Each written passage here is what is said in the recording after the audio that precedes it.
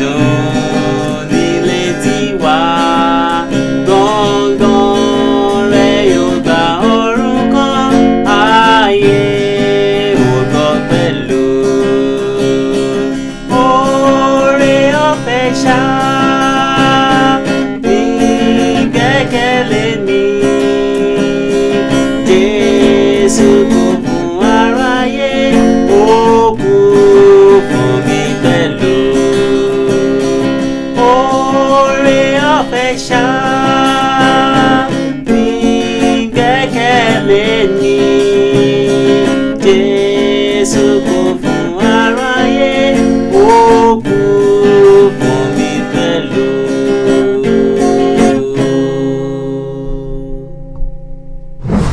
A kí wa kálẹ́ ní àkókò yìí, a kí gbogbo wa, a kúrò alẹ́ yìí, a ní ìgbàgbọ́ wípé àlàáfíà la bá yín.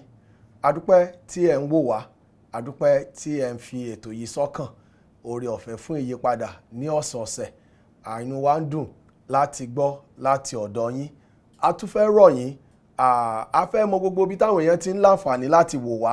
A fẹ́ rọ̀ yín tó bá jẹ́ wípé ẹ̀yin náà ń wò wá, ibi tẹ́ bá ti ń wò wá, ẹ fi àtẹ̀ránṣẹ́ ránṣẹ́ sí orí ẹ̀rọ ìbánisọ̀rọ̀ wa, tàbí kẹ́ ẹ pè wá, tàbí kẹ́ ẹ fi ránṣẹ́ lórí WhatsApp wa.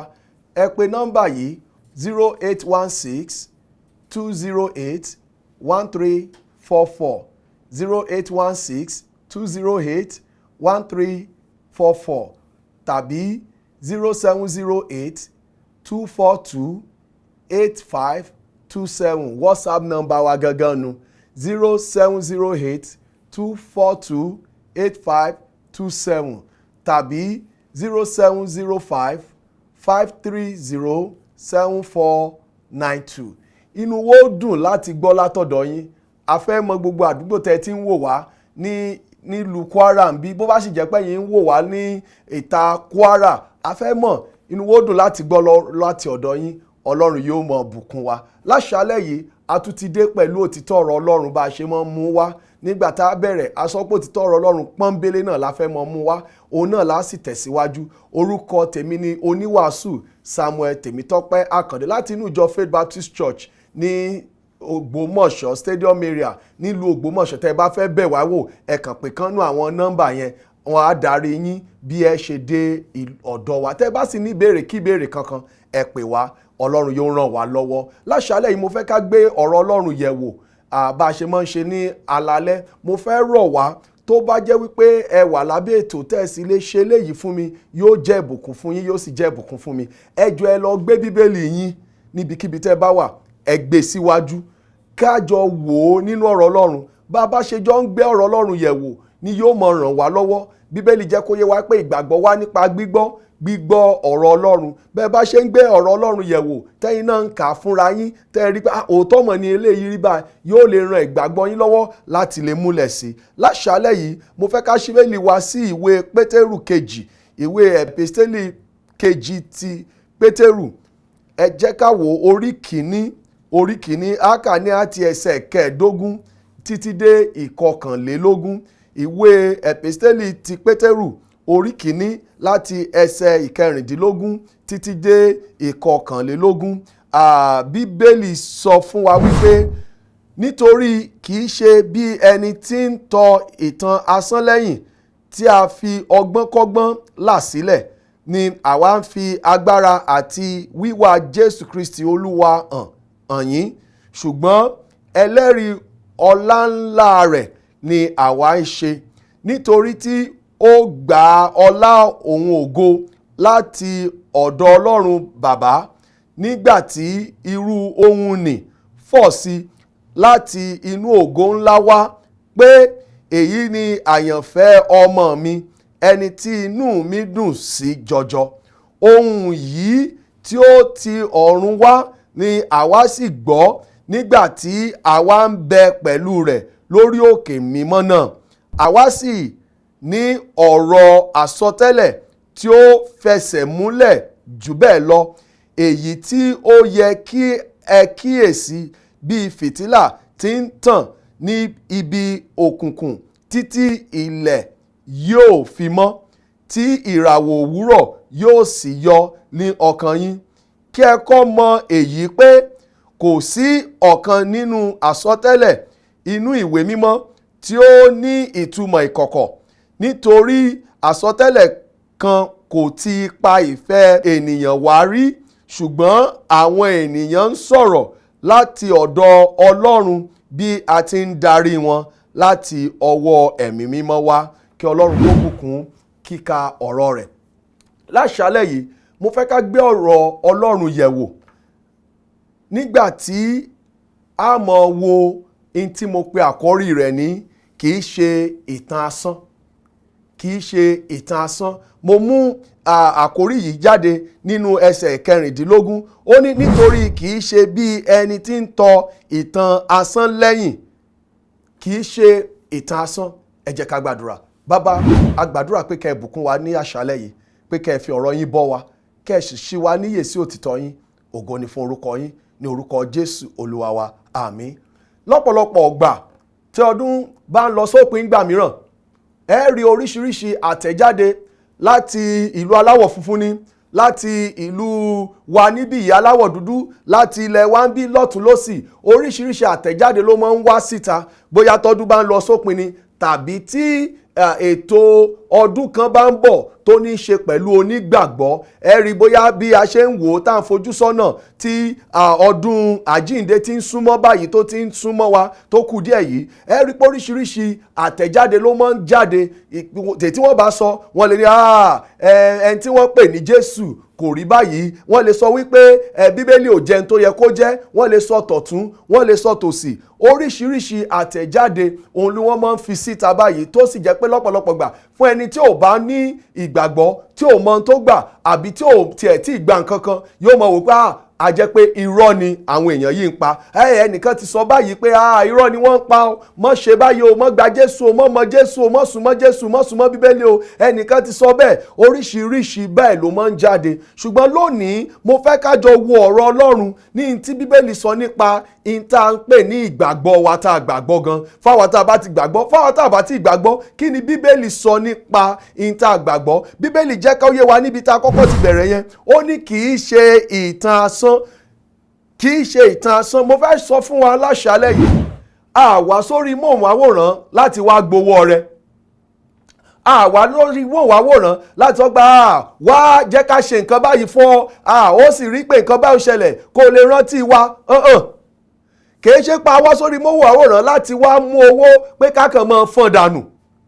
A wá síta láti wá la àwọn èèyàn lọ́yẹ̀ òtítọ́ Bíbélì, pé kí ni ọ̀rọ̀ Ọlọ́run sọ tí yóò yí ayé wa padà, tí yóò ràn wá lọ́wọ́, tí yóò fún wa ní ìgbàlà. In tó gbé wa jáde nù. Tá a bá wá sórí afẹ́fẹ́ yìí, tá a wá sórí móhùnmáwòrán yìí, tó wá jẹ́ gbogbo ohun tá a ṣe ní pé a kàn wá, àwa ń sọ̀rọ̀ tí a ó tún jẹ́ ọ̀rọ̀ asán. Kìí ṣẹ̀yin nìkan lẹ̀ ń pàdánù àkókò yín. Àwa táwa gan wá, àwa náà ń pàdánù àkókò wa. Bíbélì jẹ́ kó yé wa wípé in tá à ń wàásù fún yín kìí ṣe ìtàn asán, kìí ṣe ìtàn àròsọ, kìí ṣe ìtàn ìjàpá ọ̀bọ, ìtàn ajá ìjàpá àtọ̀bọ. Ó jẹ́ ẹni tó jẹ́ òtítọ́ ọ̀rọ̀ Ọlọ́run. Níbi tá a kà yẹn, Bíbélì fi yé wa wípé àpọ́stélì Pétérù ó ń sọ fún wa wípé òtàn táwọn ń sọ fún àwọn ènìyàn, òtítọ́ táwọn fi àwọn ènìyàn, kìí ṣe àgbélẹ̀rọ, kìí ṣe táwọn forí rò, kìí ṣe táwọn kan jókòó níkọ̀kọ̀ táwọn kan kọ. Ìtàn àwọn fi hàn yìí ó jẹ́ ẹni tó jẹ́ òtítọ́, tó jẹ́ pé tẹ́ ẹ bá gbà á gbọ́ yóò yí ayé yín padà, yóò ràn yín lọ́wọ́. Ẹ ní dé ìkóríta tẹ́ni mo kábàámọ̀, mi ìbá sì ti gbàgbọ́, àbí mi ò gbàgbọ́, àbí mo gbàgbọ́ ni ó wá di ayé mi, ó wá kó báyé mi. Ìtàfihàn yìí ó jẹ́ tó jẹ́ wípé yóò ṣe ayé yín ní rere ni. Tí à ń kà nínú ọ̀rọ̀ Ọlọ́run láṣálẹ́ ni Bíbélì jẹ́ ká mọ̀ wípé ohun méjì mo tiẹ̀ fẹ́ fi hàn wá nínú apá Bíbélì tá a kà yìí, nípa tí wọ́n sọ nípa pé kìí ṣe ìtàn asán. Ẹ wo ẹsẹ̀ 16 tá a kọ́kọ́ kà yìí. Ó ní nítorí kìí ṣe bí ẹni tí ń tọ ìtàn asán lẹ́yìn, tí a fi ọgbọ́n kọ́gbọ́n là sílẹ̀. Ṣé rí àwọn ọ̀tàn míì wà, àwọn ìwàásù míì wà, àwọn ẹ̀sìn míì wà tó jẹ́ pé ọgbọ́n kọ́gbọ́n wọn fi là sílẹ̀. Ṣùgbọ́n ọ̀rọ̀ Ọlọ́run sọ fún wa wípé ìta fi hàn yìí ìtẹ́ ti gbàgbọ́ yìí tó bá jẹ́ ti gbàgbọ́, ìtẹ́ fẹ́ gbàgbọ́ tó bá jẹ́ fẹ́ gbàgbọ́, ó ní kìí ṣe ẹni tí ń tọ ìtàn asán lẹ́yìn tàbí tá a fi ọgbọ́n kọ́gbọ́n là sílẹ̀ pé káwọn èèyàn ṣáà kí wọ́n kó sínú páńpẹ́. In tó ń sọ kọ́ yìí, ó ń sọ wípé ìtàn àgbàgbọ́ yìí sẹ̀ kìí ṣe bẹ́ẹ̀. Kí wá ló dé tó fi sọ pé kìí ṣe ìtàn asán? Ó ní ọ̀tá fọgbọ́nkọ́gbọ́n là sílẹ̀ ni àwa ń fi agbára àti wíwá Jésù Kristi Olúwa hàn yín. Ìyẹn túmọ̀ sí pé ó sọ pé Jésù Kristi Olúwa ó wà láàyè, ó ní agbára. Jésù ta fi hàn yìí kìí ṣe pọ́gbọ́nkọ́gbọ́n la fi ń ṣe, kìí ṣe wípé ẹ̀tàn jẹ ni, kìí ṣe pé bóyá ọ̀rọ̀ asán ni. Jésù wà láàyè. Kí wá ló sọ pé ó jẹ́ kó rí bẹ́ẹ̀? Ó ní ṣùgbọ́n ẹlẹ́rìí ọlá ńlá rẹ̀ ni àwa ṣe. Ohun àkọ́kọ́ tí mo fẹ́ kọ́kọ́ rí ni pé àwọn tí Ọlọ́run lò láti kọ ọ̀rọ̀ Ọlọ́run sílẹ̀, wọ́n sọ wípé àwọn jẹ́ ẹlẹ́rìí. Ní ọ̀rọ̀ mìíràn, ìyí tí wọ́n sọ ni pé ó ṣojú mi kòró, ìyí tí mo fojú ara mi rí ni. Mo mọ̀ pé àwọn Yorùbá ní ọ̀rọ̀ òkèèrè bí ò bá lẹ́kan yóò dín kan, ṣùgbọ́n àwọn sọ pé eléyìí ṣe ọ̀rọ̀ òkèèrè fún àwa. Ẹ wò ó, ọ̀rọ̀ tá a fojú wa rí ni. Ojú mi báyìí ni ó ṣojú mi kòró.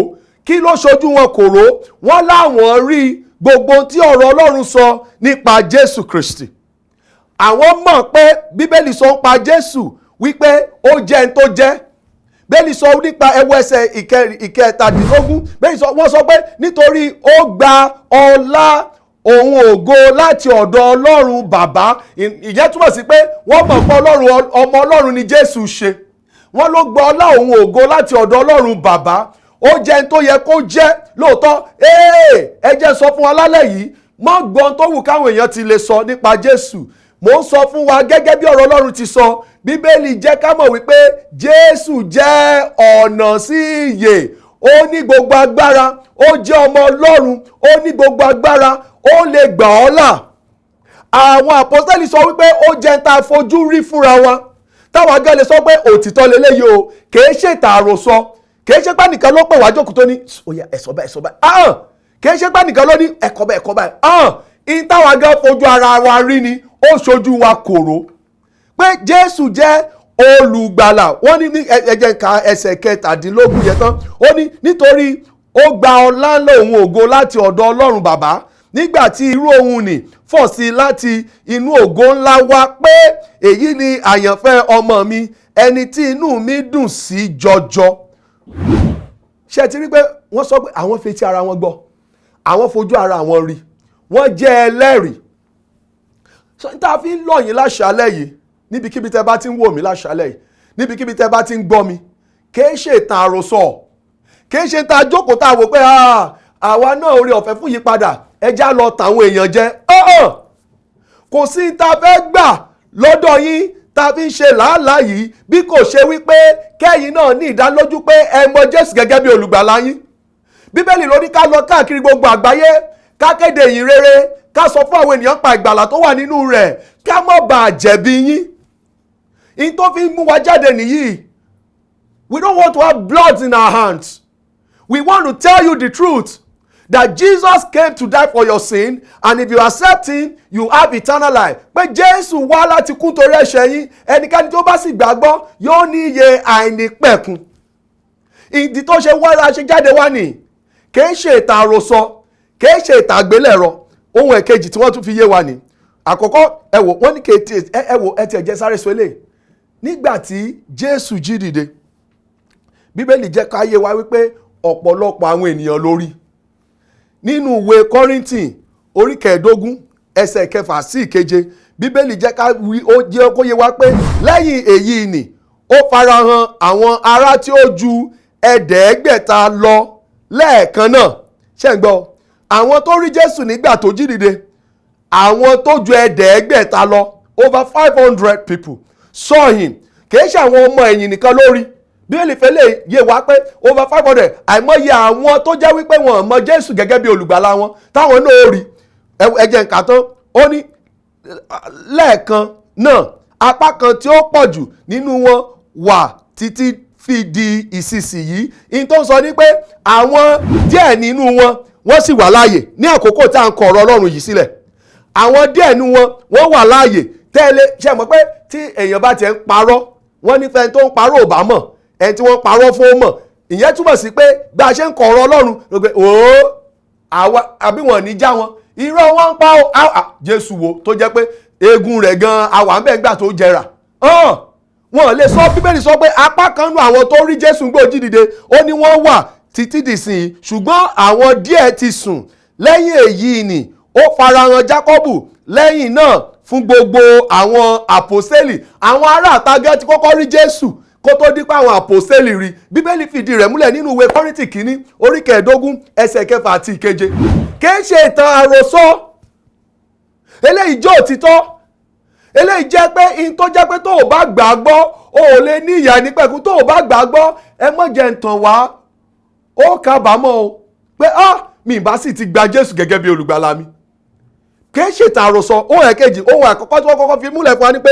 wọ́n jẹ́ ẹlẹ́rìí rẹ̀ ohun ẹ̀kejì tí wọ́n fi múlẹ̀ fún wa ní pé ẹ wo ẹsẹ̀ 19 ó ní àwa sì ní ọ̀rọ̀ àsọtẹ́lẹ̀ tí ó fẹsẹ̀ múlẹ̀ jù bẹ́ẹ̀ lọ ohun ẹ̀kejì tí wọ́n fi yé wa ní pé ọ̀rọ̀ àsọtẹ́lẹ̀ ni kìí ṣe pé bóyá sábàbí kàn dé bá wọ́n sọ pé ó kàn ṣẹlẹ̀ bẹ́ẹ̀ pé Jésù ṣàwáyé ó sì gbégbé ayé tiẹ̀ ó sì lọ wọ́n ní pé ó jẹ́ ọ̀rọ̀ àsọtẹ́lẹ̀ àwọn fi yé wá pé ìdí táwọn ṣe fi ìdí rẹ̀ múlẹ̀ táwọn fi gbà á gbọ́ ó ní pé àkọ́kọ́ ó ṣe ojú wọn kòró ẹlẹ́rìí ni wọ́n jẹ́ ẹ̀ẹ̀kejì wọ́n ní ó jẹ́ ọ̀rọ̀ àsọtẹ́lẹ̀ ìyẹn túmọ̀ sí wípé a ti kọ́ pé yóò ṣẹlẹ̀ ṣe mọ̀ pé ó máa ń rí bẹ́ẹ̀ ó máa ń múnú èèyàn dùn tẹ́ bá ti ka nǹkan pé wọ́n ní yóò rí báyìí ó sì ń rí bẹ́ẹ̀ Jésù yìí kàn ṣe pé bóyá ó kàn bá wa lójijì ó kàn ṣẹlẹ̀ bẹ́ẹ̀ ó sì ṣẹlẹ̀ bẹ́ẹ̀ náà nù a ti kọ́ pé Jésù ó wá sáyé àwọn tí Ọlọ́run lò láti kọ ọ̀rọ̀ Ọlọ́run sílẹ̀ fún wa ẹ jẹ́ sọ fún wa Bíbélì ò sọ pé bóyá ọ̀rọ̀ Ọlọ́run fẹ́ wá láti ibì kankan àbí ó jáde láti ibì kankan Bíbélì jẹ́ kó yé wa màá kà á fún wa ó jẹ́ kó yé wa pé àwọn èèyàn Ọlọ́run lọ́lọ́run lò ṣùgbọ́n ó jẹ́ kó tún yé wa wípé kìí ṣe ìfẹ́ ẹnu ara wọn ni wọ́n kọ pé ẹ̀mí Ọlọ́run ló ń darí wọn ní tí wọ́n gbọ́dọ̀ kọ ní tèmi mọ̀ fẹ́ mọ̀ nù pé kí n mọ àlàyé bí a ṣe rí nǹkan tá a rí gbà tí ó sì lè yé mi náà Bíbélì ṣàlàyé bá a ṣe rọ́rọ̀ Ọlọ́run kò fi pamọ́ fún wa kò sọ pé ẹ̀kọ́ bẹ́ẹ̀ kò lè yé yín ó ní ọ̀pọ̀lọpọ̀ náà ṣe bọ́rọ̀ Ọlọ́run tẹ̀ ń gbé kí ṣe bá àwọn kan ló kọ́ Bíbélì sọ pé bẹ́ẹ̀ ni Ọlọ́run lo àwọn èèyàn láti kọ́ Bíbélì sọ bẹ́ẹ̀ ṣùgbọ́n àwọn tó kọ́ Bíbélì sọ pé wọ́n kọ́ nípasẹ̀ ìdarí ẹ̀mí mímọ́ kìí ṣọ̀rọ̀ ara wọn òun náà la rí wọn a rí pé wọ́n sọ wípé àwọn jẹ́ ẹlẹ́rìí ó ṣojú mi kòró ẹ̀ẹ̀kejì wọ́n jọ pé ó jẹ́ ọ̀rọ̀ àsọtẹ́lẹ̀ ọ̀rọ̀ tá a ti sọ pé yóò ṣẹlẹ̀ tẹ́lẹ̀ ẹ wo Bíbélì jẹ́ ká mọ̀ ẹ wo ẹsẹ̀ 20 àti 21 Bíbélì sọ pé kí ẹ kọ́ mọ̀ èyí pé kò sí ọ̀kan nínú àsọtẹ́lẹ̀ inú ìwé mímọ́ tí ó ní ìtumọ̀ ìkọ̀kọ̀ nítorí àsọtẹ́lẹ̀ kan kò ti pa ìfẹ́ ènìyàn wá rí ṣùgbọ́n àwọn ènìyàn ń sọ̀rọ̀ láti ọ̀dọ̀ Ọlọ́run bí a ti ń darí wọn láti ọwọ́ ẹ̀mí mímọ́ wá bá a ṣe kọ ọ̀rọ̀ Ọlọ́run nu àsọtẹ́lẹ̀ kan kò ti ọ̀dọ̀ ẹnìkankan wá kò tọ̀dọ̀ ènìyàn wá ó wá láti ọ̀dọ̀ Ọlọ́run àwọn ènìyàn tí Ọlọ́run wá darí wọ́n ń kọ́ bí ẹ̀mí mọ́ ṣe darí wọn òun la fi ní ọ̀rọ̀ Ọlọ́run lónìí òun ló ṣe é gbàgbọ́ torí Ọlọ́run ṣàlàyé bó ṣe ṣẹlẹ̀ fún wa Ọlọ́run ò fi nǹkan kan pamọ́ fún wa nípa gbogbo àwọn nǹkan tó yẹ ká mọ̀ Bíbélì sọ wípé kìí ṣe ọ̀rọ̀ asán ẹ wò wọ́n ní ọ̀rọ̀ àsọtẹ́lẹ̀ ń pa ìbí Jésù Bíbélì fi yé wọn pé wọ́n mọ̀ pé Jésù ó wá sáyé lọ́jọ́ kan ọ̀rọ̀ àsọtẹ́lẹ̀ wà nípa rẹ̀ pé Jésù ó wá sáyé ẹ wo Bíbélì sọ nínú ó tún sọ̀rọ̀ nípa ọ̀rọ̀ Ọlọ́run nínú ìwé Tímótì orí 2 ẹsẹ̀ 3 ẹsẹ̀ 15 àti 16 Bíbélì sọ pé gbogbo ìwé mímọ́ ni ó ní ìmísí Ọlọ́run tí ó sì ní èrè fún ẹ̀kọ́ fún ìbániwí fún ìtọ́ni fún ìkọ́ni tí ó wà nínú òdodo kí ènìyàn Ọlọ́run kí ó lè pé tí a ti múra sílẹ̀ pátápátá fún iṣẹ́ rere gbogbo ọ̀rọ̀ Ọlọ́run ló ní ìmísí Ọlọ́run àkọ́kọ́ wọ́n ti kọ́kọ́ ní wọ́n jẹ́ ẹlẹ́rìí ẹ̀kejì wọ́n ní ọ̀rọ̀ àsọtẹ́lẹ̀ kí sì làsọtẹ́lẹ̀ míì túmọ̀ sí ó ti túmọ̀ sí pé a ti sọ pé yóò ṣẹlẹ̀ ó sì rí bẹ́ẹ̀. Wọ́n jẹ́ ẹni tó yẹ ọ̀rọ̀ Ọlọ́run wò, wọ́n ní ọ̀rọ̀ àsọtẹ́lẹ̀ nípa ìbí Jésù. Tẹ́ bá wọnú ìwé Máíkà orí 5 ẹsẹ̀ 2, ẹ rí pé a ti sọ nípa ìbí Jésù pé a bí Jésù. Wọ́n mọ ọ̀rọ̀ àsọtẹ́lẹ̀, wọ́n rí pé ó wá sí ìmúṣẹ. Wọ́n ní ọ̀rọ̀ àsọtẹ́lẹ̀ nípa ìjìyà àti ikú àti àjíǹde Jésù. Nígbà tẹ́ bá wo inú ìwé Àìsáyà orí 53 láti ẹsẹ̀ alẹ́bẹ̀rẹ̀ láti ẹsẹ̀ 1 gan sí 12, wọ́n ní ọ̀rọ̀ àsọtẹ́lẹ̀ ẹ jẹ́ n ka díẹ̀ fún wa láti ẹsẹ̀ 3 sí 5. Bẹ́ẹ̀ni sọ nípa ìjìyà Jésù pé akẹ́gàn rẹ̀ a sì kọ̀ ọ́ lọ́dọ̀ àwọn ènìyàn, ẹni ìkáàánú tí ó sì mọ ìbànújẹ́, ó sì dàbí ẹni pé ó mú kí a pa ojú wa mọ́ kúrò lára rẹ̀. Akẹ́gàn rẹ̀ àwa kò sì kà á sí. Lóòótọ́ ó ti ru ìbìnújẹ́ wa, ó sì gbé ìkáàánú wa lọ, ṣùgbọ́n àwa kà á sí bí ẹni tí a nà, tí a lù láti ọ̀dọ̀ Ọlọ́run, tí a sì pọ́n lójú. Ṣùgbọ́n aṣálé ọgbẹ́ nítorí ìrékọjá wa, apálé ara nítorí àìṣedéédé wa. Ìnà àlàáfíà wa wà lára rẹ̀, àti nípa iná rẹ̀ lè a fi mú wa lí ara dá. Wọ́n mọ gbogbo òtítọ́ yìí nínú ìwé Àìsáyà kó tó ní pé àtẹ̀wá wá sí májẹ̀mú tuntun. Wọ́n mọ̀ pé Ọlọ́run sọ pé a bí Jésù ń pa wúndíá. Wọ́n mọ̀ wípé Ọlọ́run sọ wípé yóò jìyà nítorí tiwa. Wọ́n mọ̀ pé Ọlọ́run sọ wípé yóò dìde láti fún wa ní ìyà nípẹ̀kun, yóò jí dìde kúrò nínú òkú. Gbogbo àwọn nǹkan yìí ni ó jẹ́ ọ̀rọ̀ àsọtẹ́lẹ̀ tí wọ́n rí tó wá sí ìmúṣẹ. Abájọ tó fi rọrùn fún wọn láti sọ wípé Jésù nìkan lọ̀nà. Abájọ tó fi rọrùn fún wọn láti sọ wípé bí mò ń kú lọ ti Jésù ni mí. Abájọ tó fi jẹ́ pé àwọn èèyàn ò mọ̀ nà wọ́n mọ̀ fìyà jẹ wọ́n, bẹ́ẹ̀ ni wọ́n sì mọ̀ bọ́ síta mọ̀ sọ pé àní Jésù yẹ gbọ́dọ̀ mọ̀ gẹ́gẹ́ bí olùgbàlà yín, torí pé ó jẹ́ ẹni tí ó ṣojú wọn kòró. Wọ́n jẹ́ ẹlẹ́rìí. Ẹ̀kejì, ó jẹ́ ọ̀rọ̀ àsọtẹ́lẹ̀ tó ti wá sí ìmúṣẹ. Mo ń rọ̀ wá láṣálẹ́ yìí níbikíbi tẹ́ bá ti ń wò mí tàbí tẹ́ ń gbọ́ mi, jọ̀ọ́ ọ̀rọ̀ tá a fi hàn yìí kìí ṣọ̀rọ̀ asán. Ó jẹ́ òtítọ́ ọ̀rọ̀ Ọlọ́run. Ó jẹ́ tó lè yí ayé rẹ padà. Ó jẹ́ tí yóò jẹ́ ìbùkún fún ọ. Ó jẹ́ tó jẹ́ pé ọ̀nà sí ìyè ni. Tó o bá gbàgbọ́ kò sí ọ̀nà mìíràn. Kìí ṣọ̀rọ̀ asán la wá fi hàn wá. Àwa kàn lu àkókò yín ká ṣìlò ìyìn tá a fi ń jáde wá, tá a fi ń tiraka, tá a fi ń náwó, tá a fi ń nára. Òun náà ni wípé kí gbogbo ènìyàn lè gbọ́ pa Jésù, pé ká sì lè ní àwọn tí ó gbàgbọ́. Tí wọ́n bá gbàgbọ́, Bíbélì sọ pé ó ní ìyà nípẹ̀kun. Tó o bá gbàgbọ́, àwọn mọ̀ pé a ti ṣèwọ̀n tá a lè ṣe, ṣùgbọ́n pé a jẹ̀bi rẹ̀. Ṣùgbọ́n mo ń sọ fún ọ ní àṣálẹ́ yìí, mọ̀ dájú wípé kì í ṣọ̀rọ̀ àròsọ. Kì í ṣe pé bóyá nìkan kan kò wọ́n parọ́ fún wọn ni.